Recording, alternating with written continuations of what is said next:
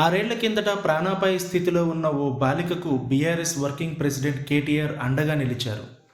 Brain ట్యూమర్తో బాధపడుతున్న ఓ చిన్నారికి operation చేయించారు.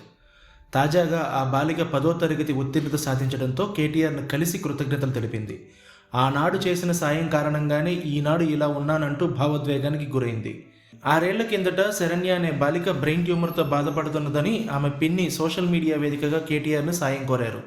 పాప పరిస్థితి విషమంగా ఉండడంతో వైద్యులు ఆపరేషన్ చేయాలని సూచించారని, కానీ తమకు అంత స్తోమత లేదని, పాప పేరుతో ఆరోగ్యశ్రీ కార్డు కూడా లేకపోవడంతో సర్జరీ చేయించడం కుదరడం లేదని ఆమె కేటీఆర్ దృష్టికి తీసుకొచ్చారు.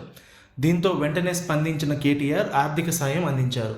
అలాగే సంబంధిత అధికారులను ఆదేశించి ఆపరేషన్ విజయవంతంగా పూర్తి చేయించారు.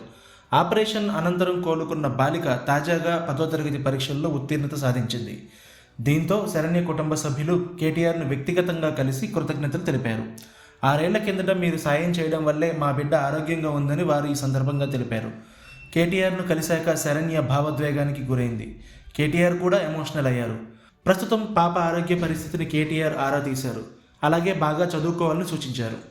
ప్రజలిచ్చిన అధికారం ఇలాంటి వాళ్ళని ఆదుకోవడానికి ఎన్నోసార్లు ఉపయోగపడిందని, పాపను చూశాక తనకు కళ్ళు చెమర్చాయని ఆ తర్వాత కేటీఆర్ తన ఎక్స్పోస్ట్లో రాసుకొచ్చారు.